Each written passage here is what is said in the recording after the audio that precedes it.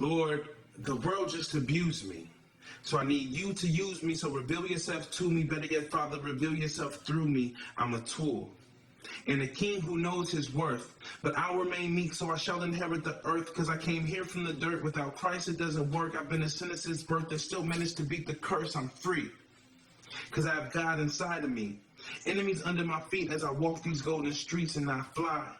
Through life was just a smile, soaring through the wind, and I rest upon this cloud and I dream about how I was down and almost left. But then his sun rose and the spirit set me right. Now this weight is off my chest and I'm strong as I fight the good fight, pressing on towards the light all hours of the night so that my soul can shine bright. And now I'm gone with those who are like, as we escape the night, elevating to new heights, forgetting all of our frights. And he says, my faithful and humble servants, you have arrived. Now I'm finally alive. I managed to survive the screams and the cries, speaking truth and not lies, taking off my disguise and being me. A man of many wonders, who was stuck in a slumber because the fear kept me under. And I know people wonder, but all I reply is it's something. It's something that runs deeper than my bones, that tells me right from wrong and get that person on the phone that helps me stay strong. And now I see what this world has to offer. Only if I remain proper, studying the book to seek the author, I can only go farther. And now I pray for the blind who cannot see, for the hungry and cannot eat, for the thirsty and cannot drink. I pray you find what you seek, because I know what it's like to be down but never out, to live with only doubt, because at any moment the power could go out and all you want to do is cry and just shout. Trust me, I know that this world can be cold, giving nothing to the old, allowing kids to be sold while factories destroy our globe, and you're stuck like, where did God go? And all your soul says is, it's something. Do you see what's going on? Do you even realize that with the technology opening up your eyes? Trying to go where your soul, manipulating your mind. Episode 2.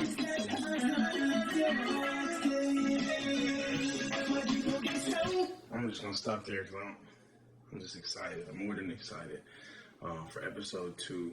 This episode title is Spiritual Journey. I told you guys in episode 1 that I'd be taking you into my lifestyle, how I got to a lot of the places that I did, mentally, spiritually, emotionally, physically. Today we're going to start where it all starts, and that's the spirit. And I'm going to take you guys on my spiritual journey. I've had a lot of heavy Facebook conversations, since this is mainly distributed out on Facebook. I talk to a lot of my Facebook audience. A lot of people follow me. They follow what I've been saying for years. And a lot of my friends can say, and a lot of people say, who's just my friend, if you just go on my timeline and scroll, you can see that. Go to 2009, come up to 2016, and you just see the growth and the evolution, and that's what life's about. Some people disagree with that, but to me, that's what life's about. And so I just asked myself a few questions that I'm going to answer for y'all today, and just let y'all know exactly how I got here spiritually. And I'm going to take y'all step by step. I'm not going to exclude anything. So the first question I asked myself is, how was I introduced to religion? A lot of people, I was introduced to religion like most people. My parents, like most people. Religion is usually not one of those things that very few people find on their own. A lot of people are introduced and raised in the church. Me, I was different. My dad was Muslim, so I was raised in the Islamic faith and religion. And so in my childhood, I spent a lot of time at the mosque, learning the Islamic customs. I learned how to use my right hand. I'm left-handed, but in their culture, using your left hand is bad. So my dad, he trained me up on how to use my right. Hung it out the mosque a lot. Islamic people, and I'm gonna just say, just because they get a lot of slack around the world, I'm gonna shout out to my Islamic family. Assalamu alaikum. I greet you in the name of peace, because I've never been amongst a group of such peaceful people. I was treated and shown nothing but love. The kids were a little rowdy, though. They used to pick on me and my sister. I had to put these paws on them a few times, but It just had to happen like that. Little kids from Morocco and Jordan and Iraq and all of these places getting that work because they come over there disrespecting my sister and couldn't have that. And if she didn't put the paws on them, then I would. I remember I real life choke slammed one kid. I remember like Undertaker like grabbed him by his shit. Because wrestling, like back in the day, wrestling was my stuff. So I real life choke slammed this kid one time. And just being a big old kid, like there was nothing none of these kids could do about it. And so it was just fun. But the older people, they showed me so much love. I was this little chubby kid that loved ice cream. And so in Oklahoma, my favorite restaurant is called Brahms. Shout out to Brahms. Got me real fat in my youth. But I had the best ice cream in the world. And so they asked me, what do you want from Brahms? You want a malt? You want a shake? What size? Mostly when it's a kid, like get it small. They're bringing me back these big old malts. And me at 10, 11, I'm killing them. I'm killing them like it's nothing. So raised up and introduced to religion through the Islamic faith. Whenever I was about, what age did I get to? About 10 or 11. I spent a lot of time with my aunt. My aunt was very active in the church. We had a family church. This is on my dad's side of the family. I spent a lot of time with my cousins, my aunt, and so we would go to church. So I'm going to the mosque and church at the same time, but I'm a kid, so I don't know what's going on. I have no, like this isn't my choice. I'm just kind of going and listening. And so being involved in church, I'm around a lot of family there, and it was fun. I had a lot of great times, but if I had to say I was a religion, it would be Islam because that's what my dad raised us in. Now, when you get to about 13 years old, that's when you have to pretty much declare they call it Shahada, and it's pretty much being saved. But you're declaring, or bar mitzvah, you're declaring that I'm bowing to Islam as my religion. And if I'm incorrect, my Muslim family, y'all can correct me on this. I'm humble enough to receive it. But it came that time for me. But I was involved in the church, and now I'm getting to the age where I can start to think for myself. I'm getting 12, 13 years old. I can start to think for myself. I can start to see and understand things and break things down. I'm not going to the mosque as much as I was in my later years. My dad and I's relationship wasn't what it was in my youth. It was a little bit different now. So I didn't want to go to the mosque as much anymore. Matter of fact, I'm hiding from him when he's coming to pick us up to go to the mosque. And so I started to go to church with my mom started to go, my aunt, my sister. They were in the choir. My cousin, she was an excellent singer. Elizabeth, I love you. Most beautiful voice. If you're not still singing, get to sing it. I miss that voice. I ain't gonna lie. My cousin Christy, my sister Aisha, just beautiful times in the choir. I'm singing with my family. I really felt connected, and so I got to a point. I had been kind of getting in trouble a little bit, and my mom had my dad have a sit down with me, and so this is like the first time I'm getting like a religious ultimatum, and it's not mentally, not like my dad's not sitting here like, no, Christianity, Islam. It's like a mental religious ultimatum. And it came just as simple as my dad saying this. He pulls me aside, having a conversation with me, and we're outside, and it's kind of heated because he wanted me to do certain stuff, and I was being this rebellious, hard-headed kid, just really not taking well to the information he was trying to give me. And he says to me, if you don't want to go and do what I have planned for you, then I don't want nothing to do with you. And so I knew, like knowing my dad well enough, like he's talking about becoming Muslim, really diving into that faith. Like I said, I'm at that age now. I'm at that age where, all right, you can't go on the women's side of the mosque and kick it with your sister no more. You got to come over here and pray with the men. You're sitting in Quran, you're studying the Quran. You're not over there just playing around, running around now. Like it actually came time to put in some Islamic work. I'm not a youth anymore. And so, but I've been going to church, and I've been liking and loving the church. And so I made the decision, and I told him, like, nah, I want to go to church. And so I really, really, really stepped away from Islam, and I started diving into the church. And when I went to the church, it's crazy because they say, like, when you're a Christian, when you get saved, like, then the battle begins. Like, life don't get easy when you get saved. I know my Christian brothers and sisters, y'all can testify to this. The battle starts when you get saved. When you declare your love for Jesus Christ, that's when the real work begins. You know, because that's when the devil comes in. That's when you're tempted. That's when you're met with so many different things in life. And so I started going to church, started going to Bible studies. I joined the church choir because I was falling asleep in church too much, and the pastor was putting me on blast.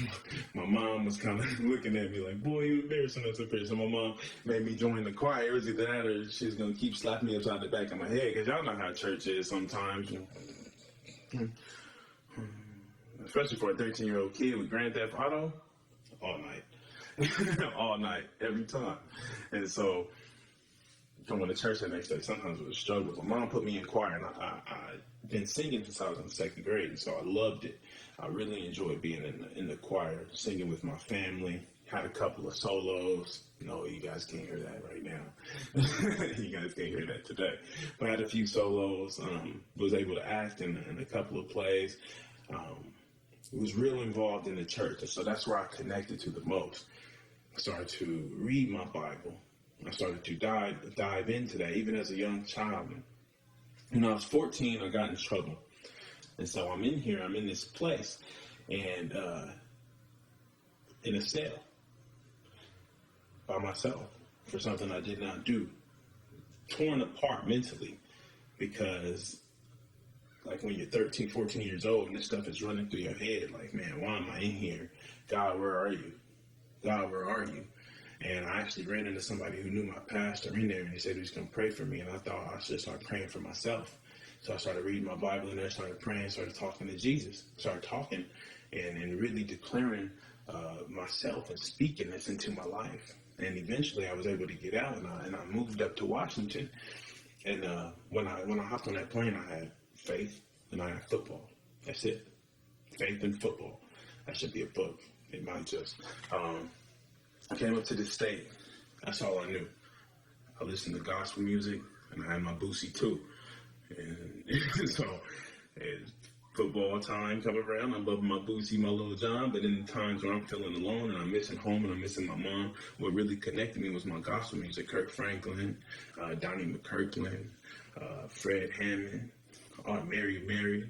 Like, I mean, these people was in steady rotation for me.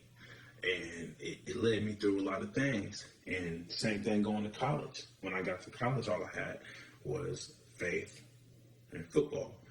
And that was it. Went through a couple of struggles in college. But by college, I started to dive in so much to religion.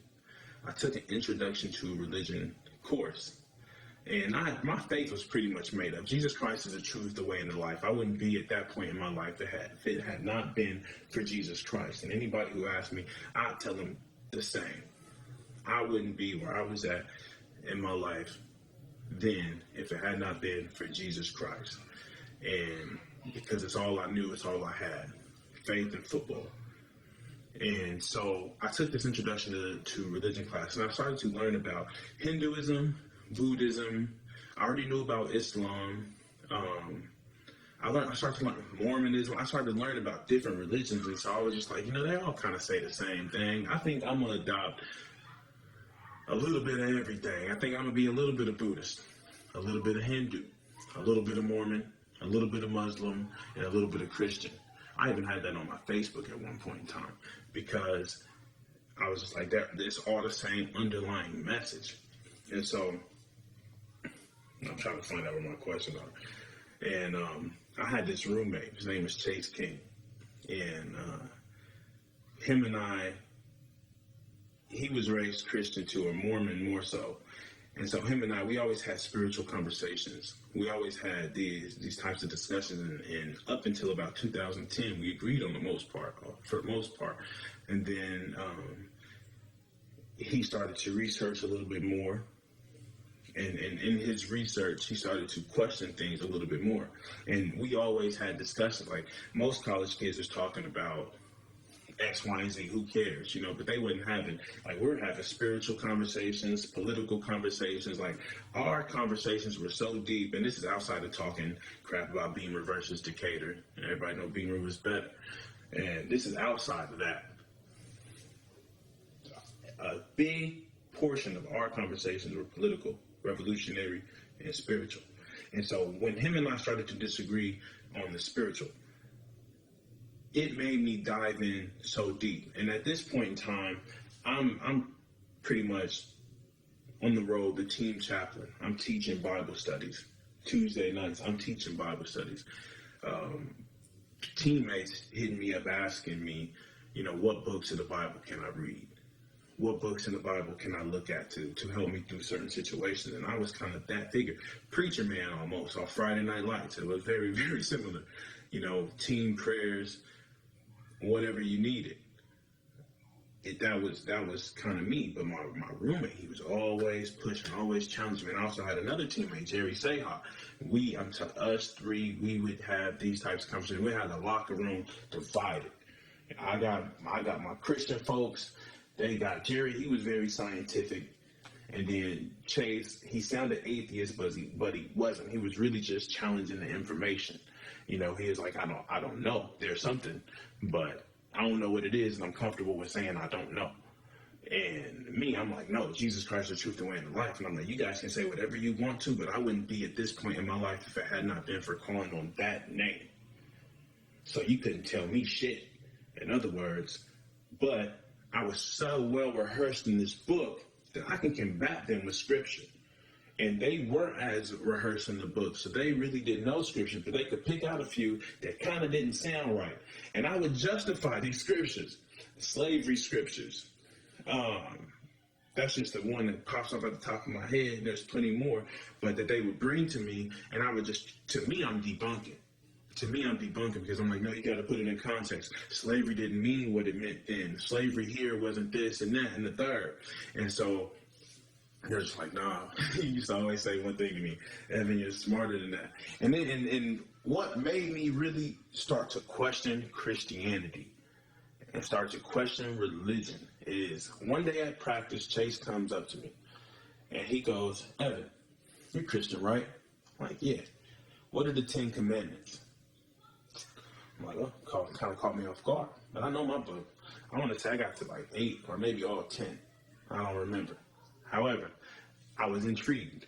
And it was just it was a moment in practice where we weren't doing anything anyway. So I started to follow him around. He's like, no, I'm just kind of going around to anybody who claims to be Christian, and I'm going to see who knows the 10 Commandments. This is the founding, this is the basis of the religion, the 10 Commandments. So let's see which Christians on the team, which so-called Christians, know they book. And so I was like, yeah, let's do that. So I'm following them around. And these are people that I'm at Bible studies with, that are at Team Chapel.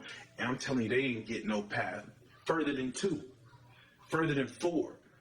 People who are saying this made me start to look at it, because one, I used to become hard on myself because I had my issues too. I love that book. I love Jesus, but I love women too. So when it came to certain things, it's Friday, Saturday night, all that Jesus stuff, cool, but we'll handle that on Sunday. Friday, Saturday night, the boys is kicking it. We out getting thrown back and we out doing our thing.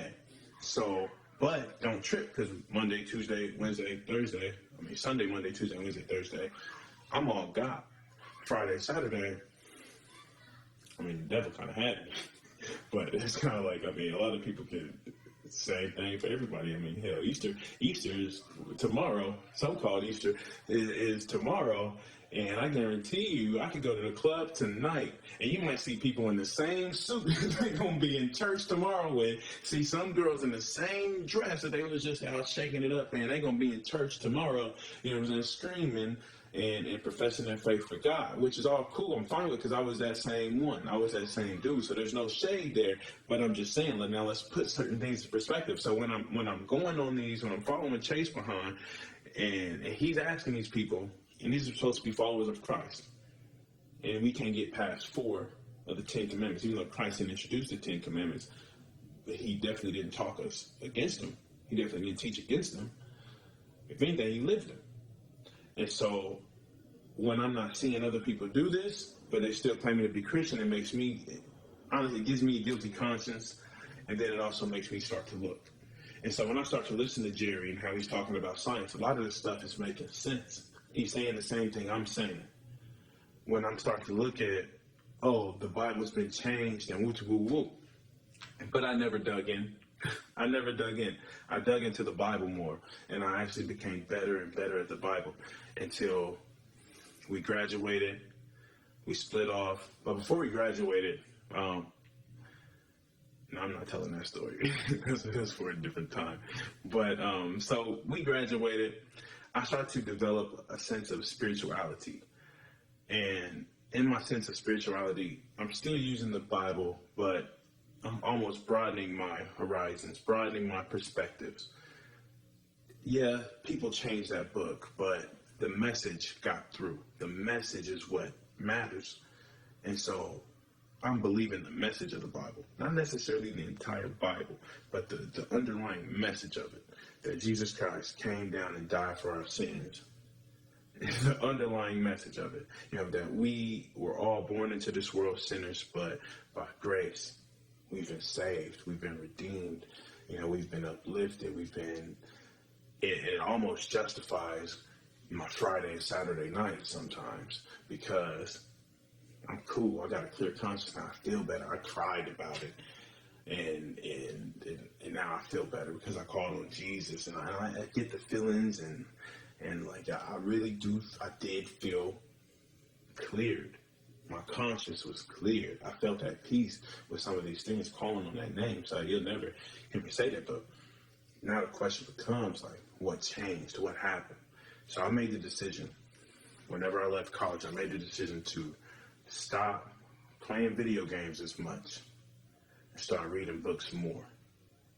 I read this book called The Untethered Soul, and it taught me how to meditate. It taught me how to listen to the inner voice within me. And we all have this inner voice, and in this book's about how we all have this inner voice, and if we just sit down still enough and quiet enough and just listen, you'll hear this voice and listen to what it's actually saying to you. And then he was saying in this book, some people call this voice Christ. Some people call this voice energy, ancestors. There's so many different things that people call this voice. Whatever, it's a voice, and it's telling you something. It's telling you how to live. It's telling you how to be right. So listen to that voice. And so this book had me diving deep into my soul. And so after I finished this book, I go back to my Bible,